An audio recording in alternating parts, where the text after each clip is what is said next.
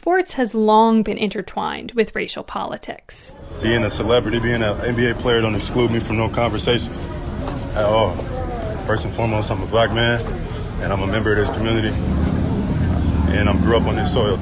From the New England News Collaborative, this is Next. We'll talk about the impact of demonstrations on pro sports and the history of female husbands in British and American press. The idea that someone assigned female might want to live as a man, well, it wasn't respectable. It wasn't celebrated, but it also wasn't the worst thing. It could be tolerated.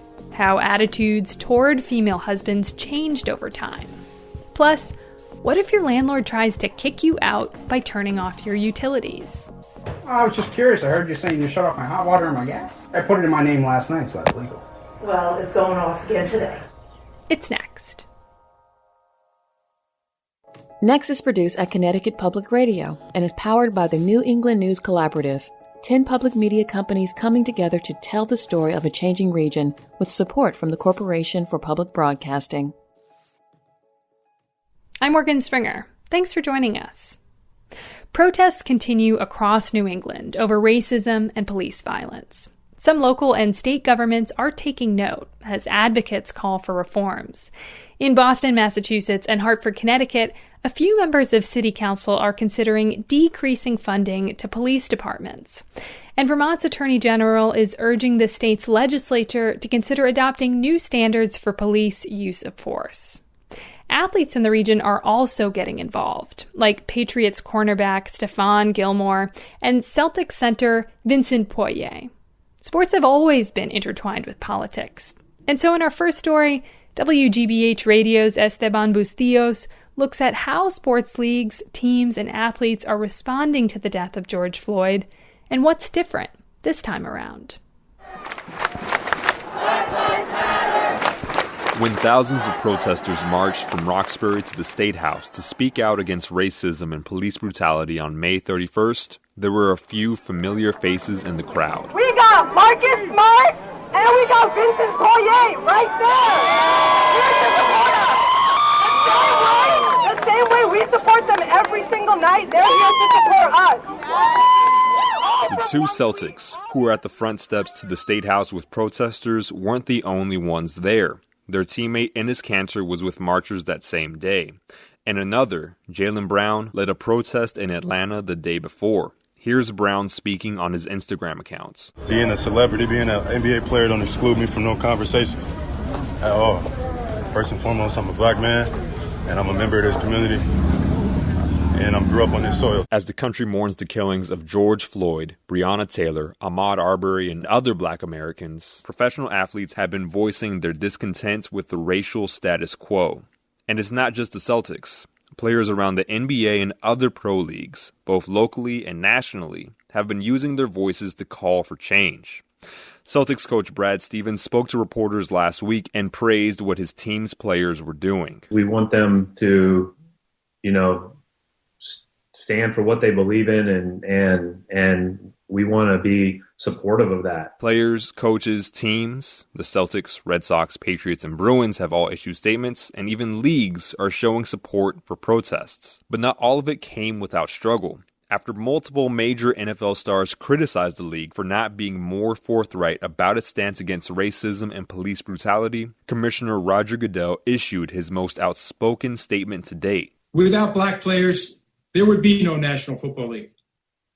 And the protests around the country are emblematic of the centuries of silence, inequality, and oppression of black players, coaches, fans, and staff. But the support is coming at a time when that's the norm, even for businesses that historically may have been quiet about racial issues. It's in their best interest business-wise to adopt that type of posture. For Joseph Cooper, a professor at UMass Boston who studies sports and race, what really matters is what happens when protests aren't convenient and when institutions are challenged to do the work behind the words of a Twitter statement calling for equality. If you're serious, you're going to partner with organizations that are doing the real work, even if it's not mainstream. Sports shape how we think about protests. Just ask anyone telling police to take a knee as banished NFL player Colin Kaepernick did. But what may matter most is what happens when the streets are quiet, and sports leagues and franchises have a chance to commit to real change. For the New England News Collaborative, I'm Esteban Bustillos. This is the sound of a protest in Vermont on June 7th, one of many demonstrations that happened around New England. Trevon Groves had this message for white activists. I don't want people who are here for the clout and because it's the cool thing to do. Because on May 24th, before George Floyd was killed, were you guys ready to stand up and protest for us then? Because think about this. Every day, me and my brothers and sisters, we wake up and fight this battle every single day. We deal with this every day. Today, we'd like to hear from you, our listeners. What can you be doing right now, personally, to help dismantle systemic racism? And what reforms would you like to see? Share your thoughts by leaving a comment at 860-275-7595. Again, that's 860-275-7595. Or you can email us at next@ctpublic.org. One more time, that's next@ctpublic.org. And we look forward to hearing from you.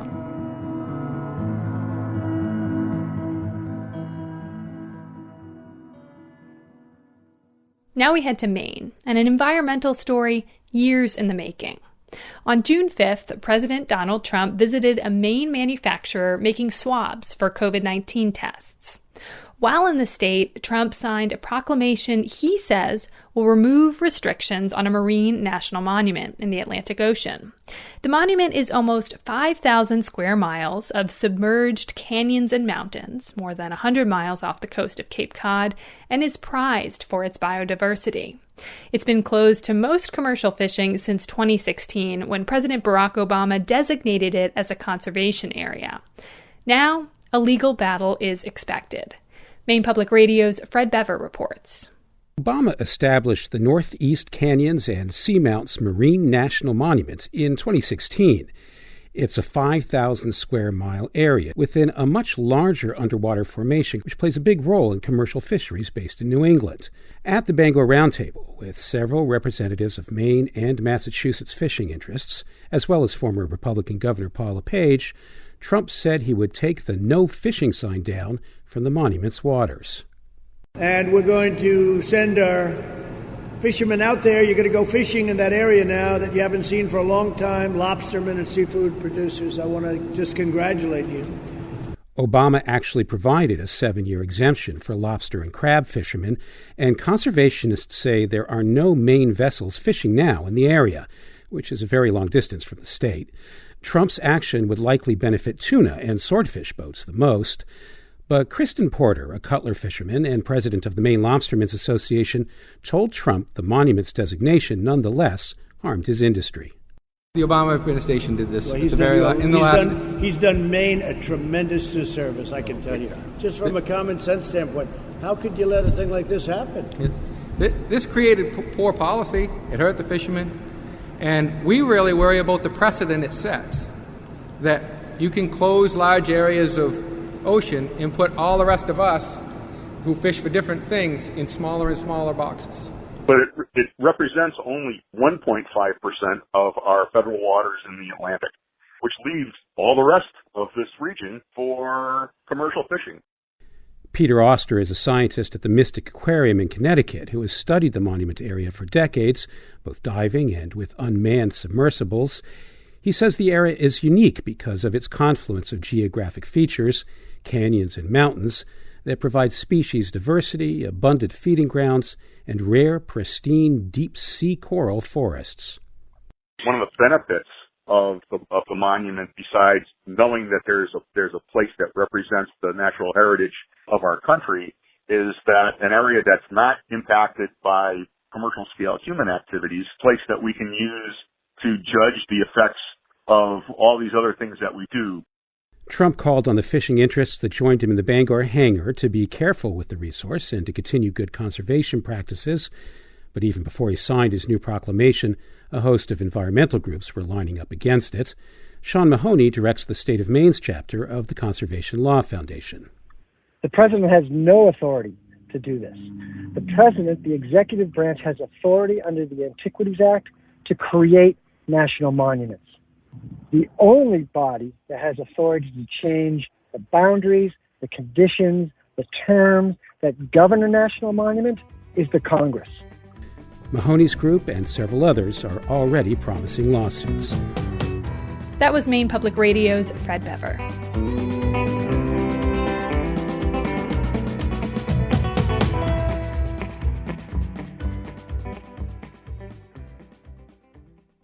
The coronavirus pandemic has changed the way many of us do our jobs, including in public radio.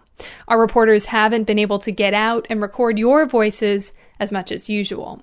So we've been asking people to step in for us, to record their own lives and share how daily life has been interrupted in big and small ways.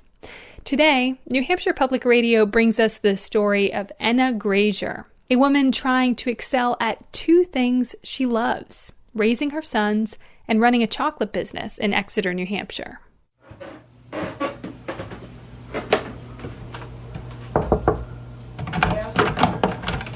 That's enough shower. Okay. Coffee's ready. My name is Enna Grazier. I live with my husband, Matt, and our two teenage sons. They're 14 and 16 years old, and I am a chocolate maker. We have spent the last 2 months of the pandemic actually building a new chocolate factory. For us, we've invested everything we have and then some into this chocolate business, and we can't afford to take 2 months off because it's not like we can go back to a job that's still there. By the end of the day today when we're accounting for it, okay? Okay. I just sent money for the cabinet plan. Oh my gosh, streaker. The remote learning has been a struggle for all of us, and it's been hard for both of my sons to manage the tasks and the overwhelm, the schedule. There is no routine. Do you know what you have to do for science? Yeah. What? You replied to me. I spend a couple hours a week at the beginning and at the end of the week, generally, with the boys.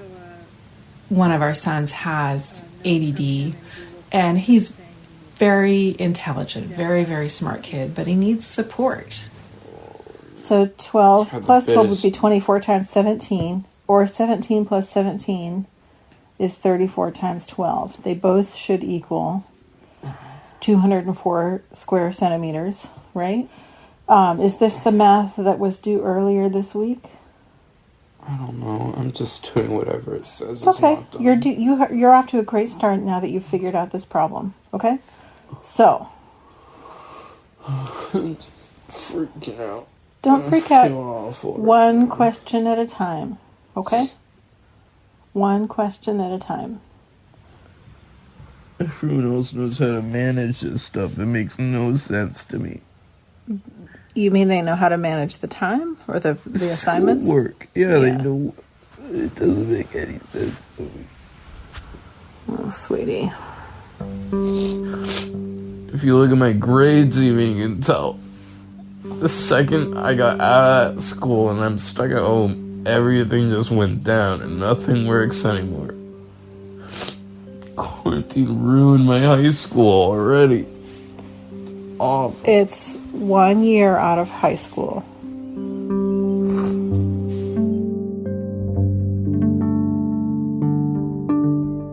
Oh God, I feel totally inadequate as a parent.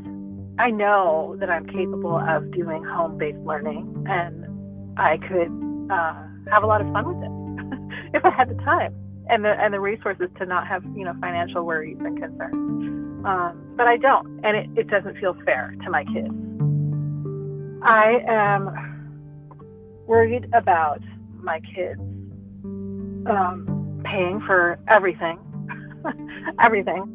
Maybe if things stay shut down for a month, and if more people lose jobs, they are not going to buy something as luxurious as a fine bar of chocolate. So it's Tuesday, April 21st at 7:12 p.m. I just ordered pizza for dinner. Didn't want to, but it is what it is. Boys and I ate half, and now I'm taking the other half to Matt, who is at the new shop putting the first coat of beautiful final paint on the walls. So I can't wait to see it. Pizza? Oh, it's going to be dark. Yeah, but you'll be surprised. You gotta wait till we get the floor in. I know, the bright floor, all And the silver, the bright floor, shiny the bright machines. ceiling, and all the machines, it's gonna disappear. It's gonna look nice. Yeah. I love it. Yeah. Building a chocolate factory at all is kind of a crazy idea during any time. Who builds a chocolate factory? And then to build it or rebuild it during a time when we're already feeling like we've lost our footing because of the pandemic. Nobody knows what it's going to look like. You gonna hang out with me? No, Will needs some attention. I have to go home and help him map out his schoolwork for tomorrow. What kid? He was bummed that I was even leaving to bring you pizza. Well, he is struggling. Yeah. He wants family time. Oh, I know. Asked this morning, he and I planned to go on a walk when I got home from work, but it was pouring rain. I told him, I said, I can't do anything till the factory gets set up in here next week. I said, we got another week to go, and then we can take time.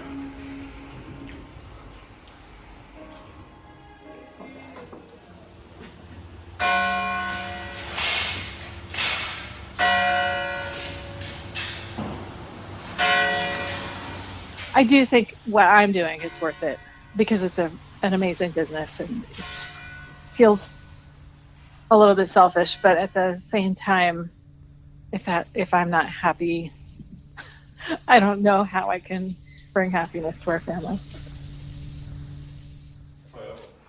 Turn a little waste into something useful. Mm-hmm. Yeah, and it's easy to clean if we for some reason get chocolate on the ceiling. Oh gosh, that'll never happen. I feel like it will somehow. So I'm hoping that you guys come in here and learn how to make really good coffees, and then you guys can have a part-time job. I'll teach you how to use the espresso machine so you can make your mocha. You can run the bar. Wouldn't that be a cool job? Making chocolate, this endeavor, it gives me a kind of fulfillment that I've not felt before with other work endeavors. I think I'm doing what I should be doing. I hope my kids discover that sooner than I did. I hope that maybe with all of the struggle that they've experienced and also witnessed during these past months and this larger period in our country, I hope that, if anything, that helps them understand what's important to them and what they want to contribute. Okay, back to homework. Yeah. Homework. Right. Homework. Focus. I'm gonna do Japanese. Okay, what about science? I know you don't feel like watching this 2.5-hour movie. I'm just gonna Google the answers because I got no reason to sit through a 2.5-hour movie when I can do it in 20 minutes. At least let the movie run in the background while you Yeah. Google. Sounds good.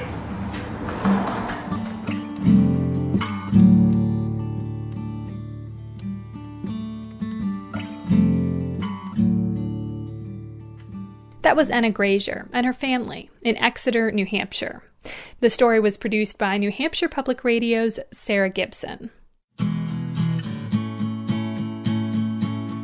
After the break, when evictions hearings were postponed during the pandemic, some landlords in Rhode Island resorted to turning off utilities to get their tenants to leave. And we'll learn about female husbands, a historical description for people assigned female at birth who lived as men. It's next.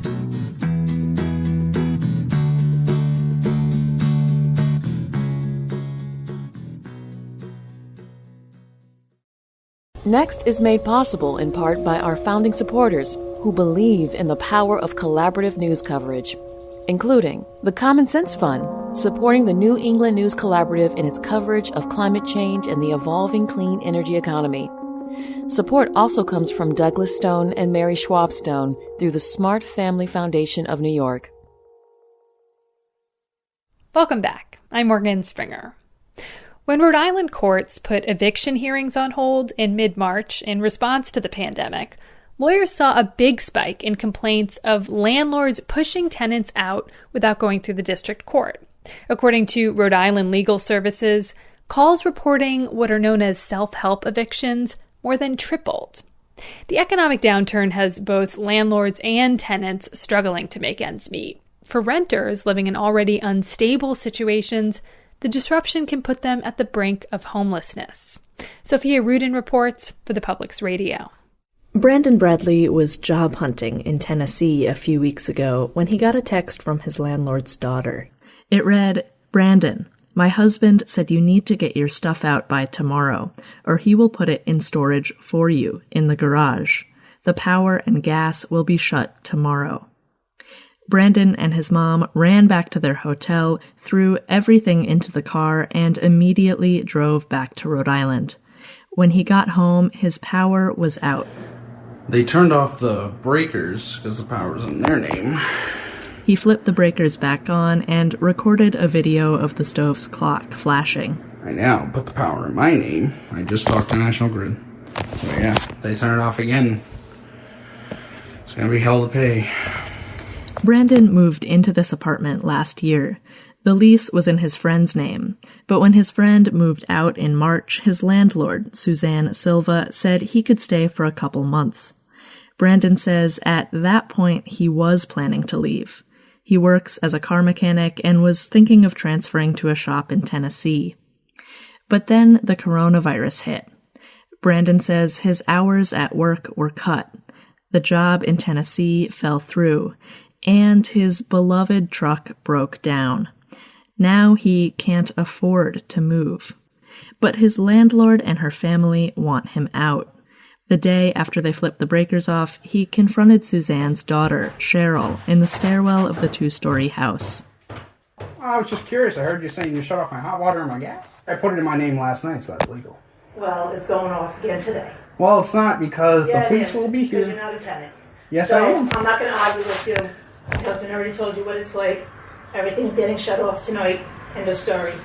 At this point, the Lincoln police had already come to the house once and responded to multiple phone calls. The next day, Brandon went to district court to file for a temporary restraining order. The judge granted his request, and Suzanne and Cheryl were both served. Hi, I'm from the sheriff's department. I'm looking for Suzanne or Cheryl. I'm Suzanne. All right. It says over here, power, gas, heat, water, hot water. You have to turn all that stuff back on, per the judge, per the court, okay? I didn't even go down there. My daughter is doing it. Okay. I called Suzanne and Cheryl. Cheryl didn't want to talk with me, but she told me they asked Brandon to leave in mid-April and that he's squatting in the apartment. I talked to Suzanne. So Brandon said that your daughter and son-in-law turned off his power to try and get him to move out. Is that true? Well, we thought it would, but it didn't work. Trying to get someone to move out by turning off their power is known as a self-help eviction, says Stephen Flores, managing attorney of the Rhode Island Legal Services Housing Law Center. When I hear, I'm cutting the power to get this person to leave, or when I hear I'm going to tell this tenant that, as soon as they leave, we're going to move their stuff, those are the red flags that say, sounds like a self-help eviction to me. Attorneys who represent low-income tenants say self-help evictions soared when the district court stopped hearing eviction cases. As the financial crisis from the pandemic grows, both landlords and tenants are facing a complicated mess. I'm 82 years old, and I don't need this baloney. Suzanne, the landlord, had been getting desperate for Brandon to move out. She relies on the income from her rental properties to pay her own bills, and she wants to move into the ground floor apartment where Brandon is living and put the new tenant in her second floor apartment. It's making me a wreck. I said to my daughter, I'm going to be back in the hospital. because I've been diabetic for 45 years, and I've had 11 stents put in my heart. So I'm not a well person, and they're not making it better. Suzanne's gone to court to evict tenants before, and she says that's what she normally would have done when Brandon didn't move out in May, when the new tenant's lease was set to begin. He was warned in March he had to get out because it was rented. But he still didn't move, and it's like it's my fault. But my daughter told him there's a shelter in Woonsocket. Just put all your stuff in the garage, go to the shelter, and then they'll find you a place to live. The reason for me not leaving is because I have nowhere to go at the moment. That's Brandon again. I have no family that can take me, and that was my first route to try. So I was like, worst case, I'll give them what they want, and I'll have to sleep on someone's couch. Well, no, I can't. It's just not in the cards, unfortunately. Before the coronavirus hit, the state already had the highest eviction filing rate in the region. Melina Lodge, director of the Housing Network of Rhode Island, says the economic disruption caused by the coronavirus has put many renters at risk of being evicted. Folks aren't getting any income right now and are falling behind on their rent, and they're very nervous about their ability to stay housed. So there's a lot of fear right now, I think. The state's $1.5 million COVID-19 relief fund for renters was quickly depleted, with only a fraction of the 4,200 applicants getting assistance. The governor in late May announced another $5 million for the program. That aid is being distributed by Crossroads, Rhode Island. CEO Karen Santilli says rent relief is one of the most effective ways to help people avoid homelessness. The housing help and other resources that are coming into the state are going to be critical in helping people stay housed once these moratoriums end. So right now, we're not quite sure. We're all sort of holding our breath, and we do expect there to be an increase in demand for homeless services. And that's a challenge in a state that has high housing costs and low housing availability. The district court began processing eviction cases again June 2nd, starting with the backlog of cases filed before March 17th. The court will not begin processing new eviction cases until July. When it does, many expect to see a sudden spike in eviction complaints. That number could rise further this summer as federal protections and added unemployment benefits expire. All this could mean more people unable to stay in their homes at a time when staying home is the safest possible thing to do. For the New England News Collaborative, I'm Sophia Rudin.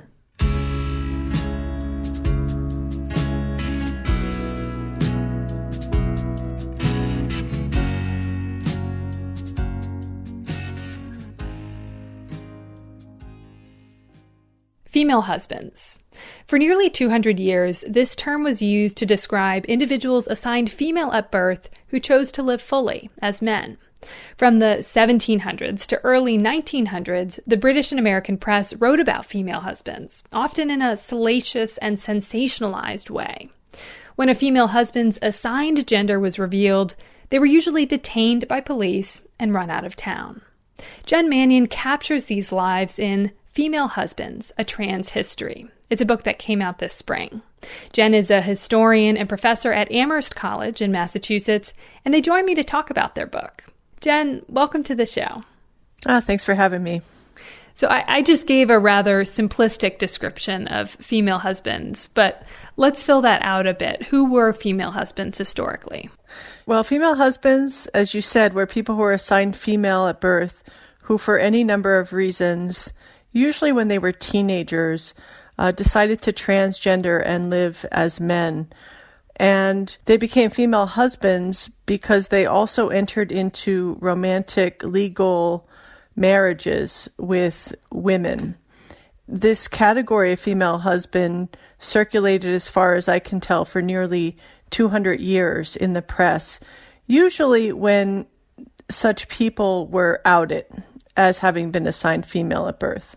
So I want to zoom in on one of those accounts that you write about in the book. It's James Howe, who was the most popular female husband of the 18th century in Britain. Tell us their story. Yeah, James Howe is remarkable because there are so many records left behind about their life.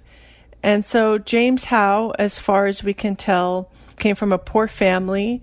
And James, together with a childhood friend, as teenagers, really decided, you know what, we want to be together.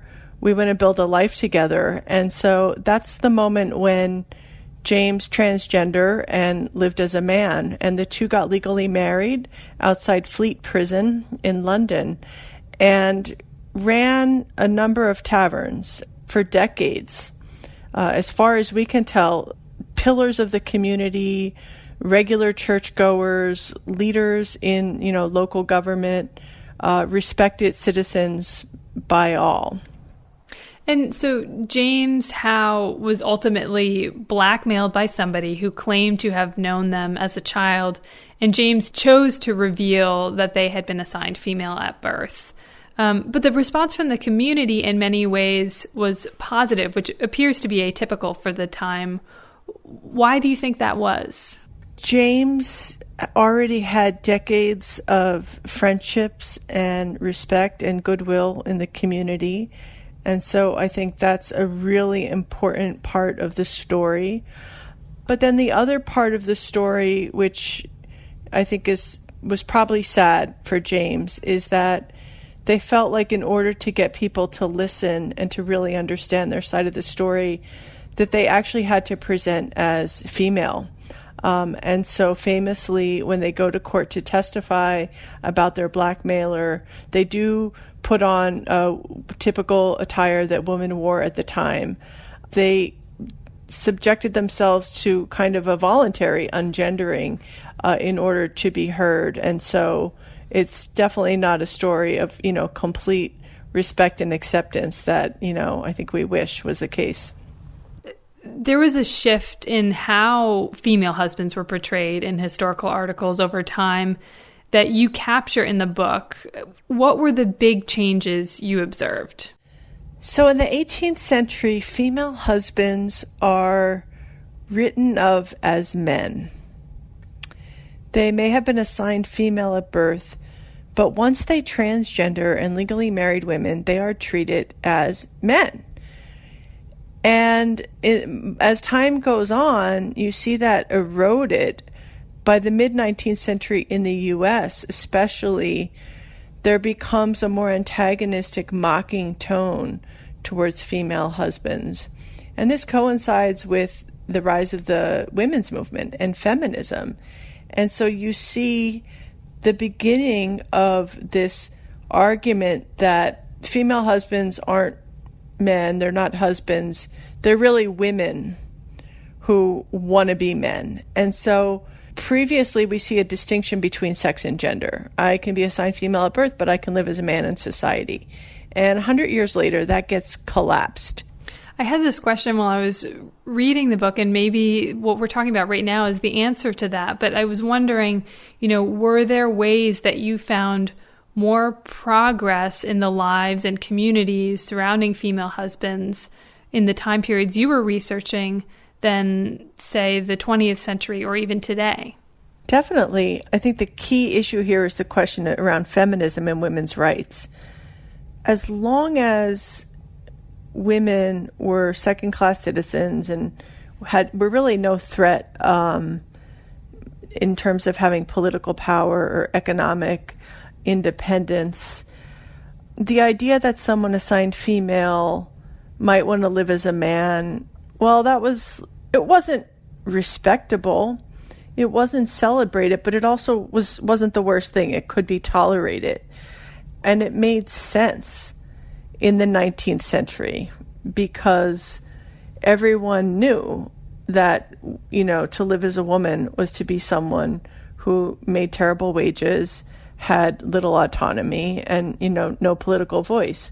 Once women became more of a threat in terms of making claims to equality or sameness, with men in these other arenas, then suddenly people who are female husbands were threatening. And you see this emerge in some of the discussion in the later 19th century, that this could not be tolerated because, as one writer said, if women could choose to marry female husbands, then they might have no use for men. To write this book, you read stories written by the press at the time and fictional accounts of female husbands. What was that like to read those accounts?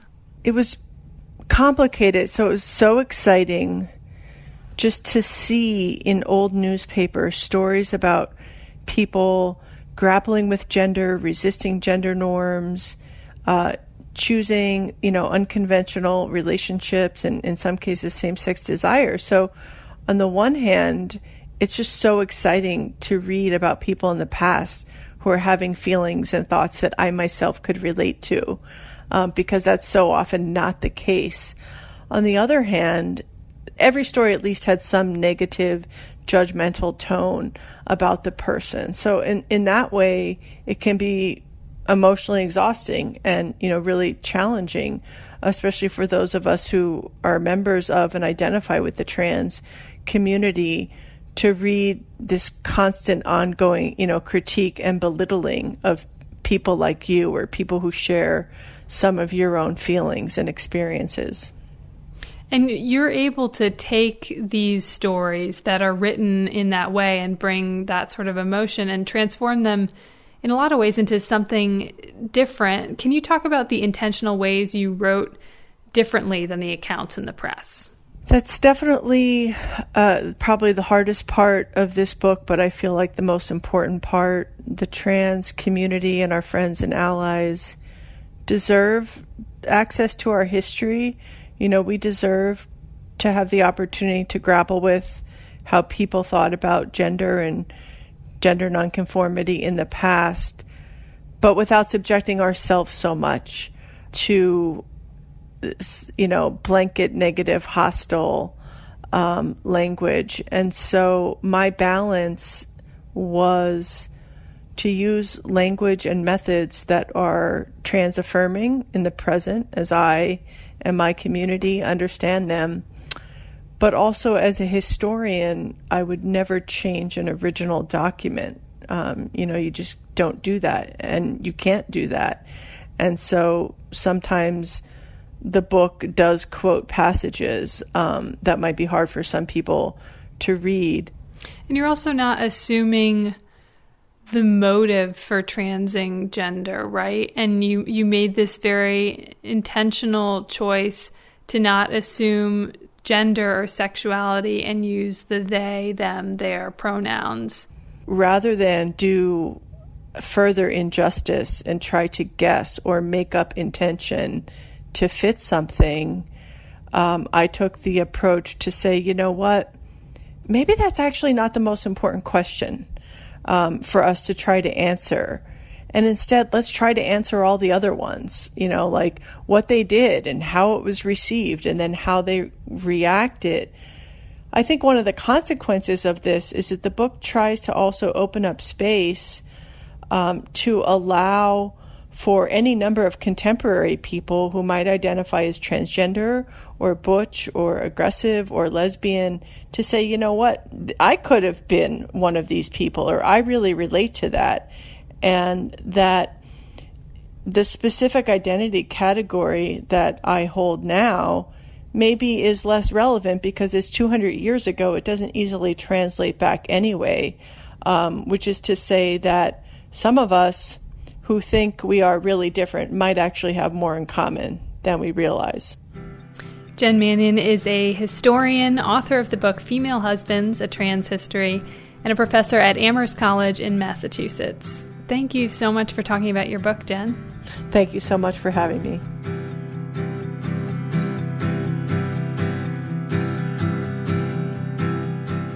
Coming up, a small town gathers to wish a 100-year-old man a happy birthday from their cars. Plus, making a home for native bees. It's next.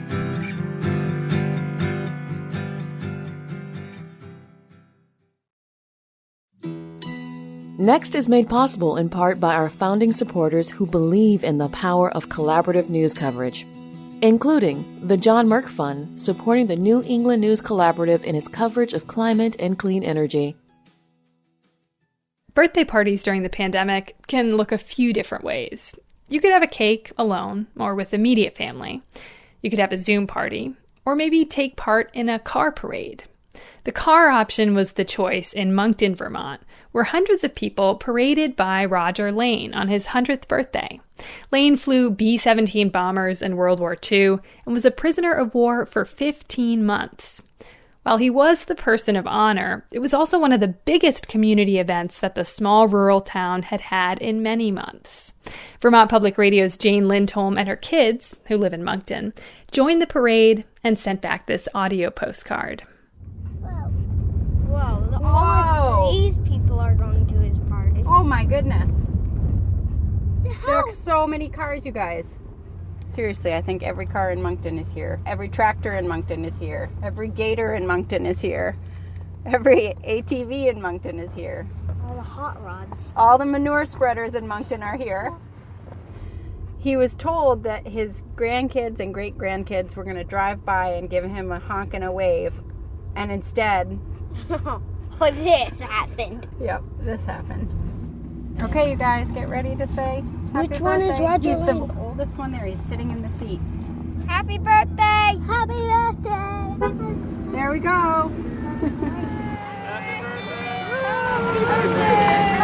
Happy birthday, Roger!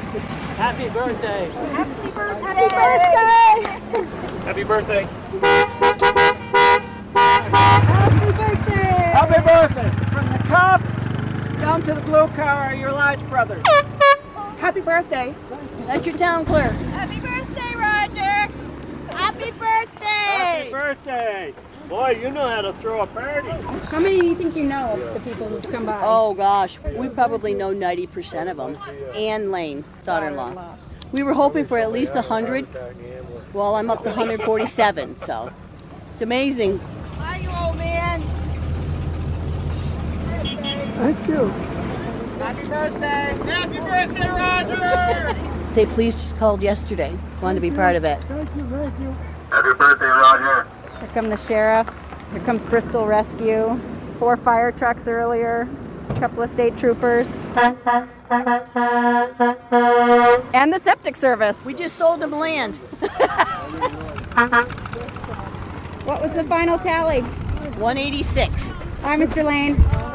What did this feel like to you? I am overwhelmed, I'll tell you. I can't believe this. It's unbelievable. I didn't realize I had that many friends. When did you realize it was more than just your family? About the 4th vehicle that came along, I knew something was wrong. I still can't believe this. Took a long time to get here, but I guess maybe it was worth it. I just can't explain it. It's too much. This is unbelievable. That audio postcard was produced by Vermont Public Radio's Jane Lindholm from her hometown of Moncton, Vermont.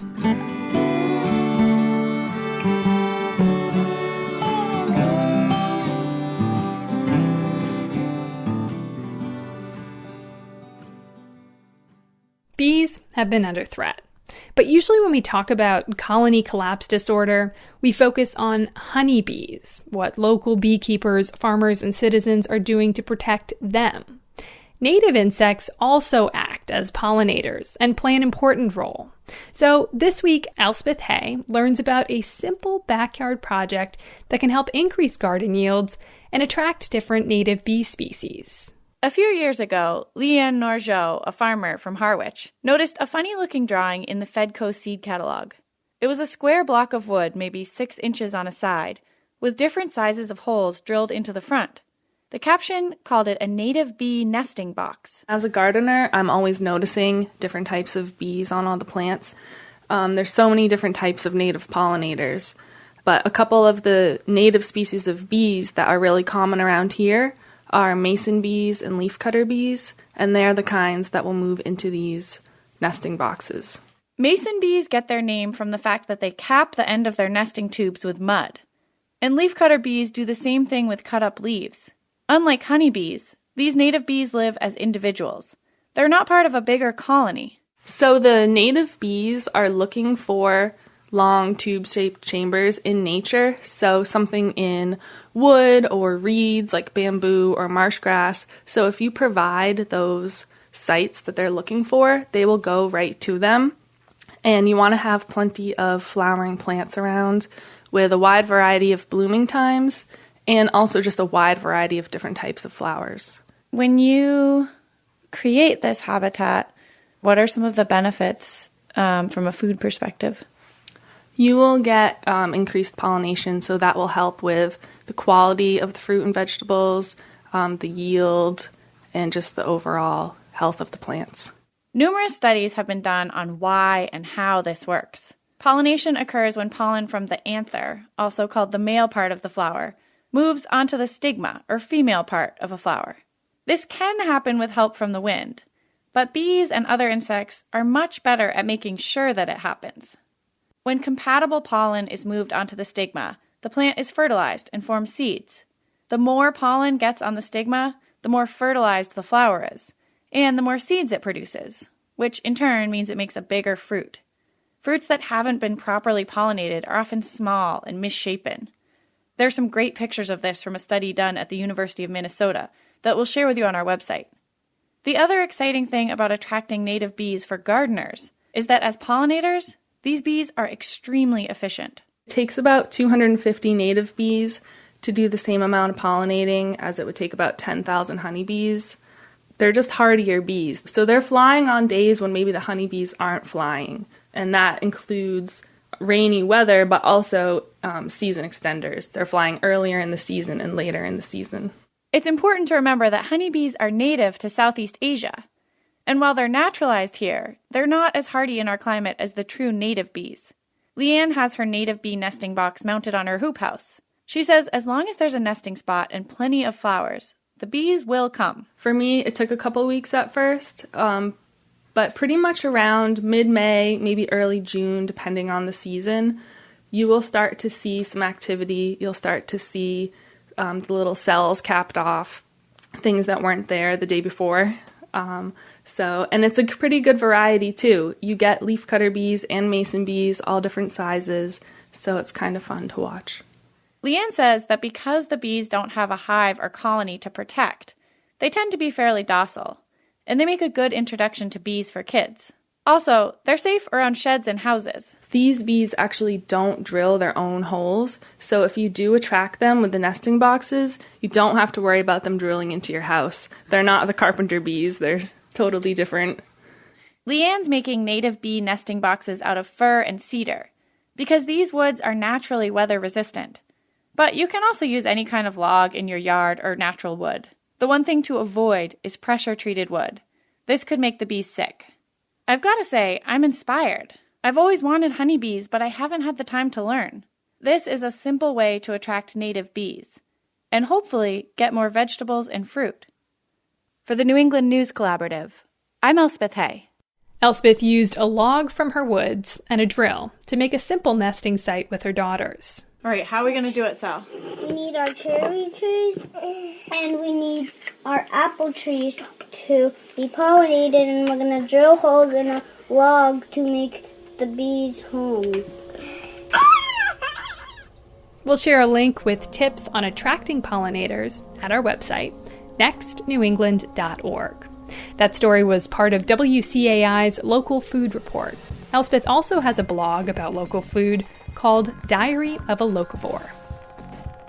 That's it for us this week. You can find our show wherever you get your podcasts. Just search Next New England. Next is produced by me, Morgan Springer. Vanessa De La Torre is our executive editor. The executive producer is Katie Tolarski. The New England News Collaborative is powered by the Corporation for Public Broadcasting, Connecticut Public Radio, Vermont Public Radio, New Hampshire Public Radio, Maine Public Radio, New England Public Radio, WBUR, WCAI, WGBH, WSHU, and the Public's Radio.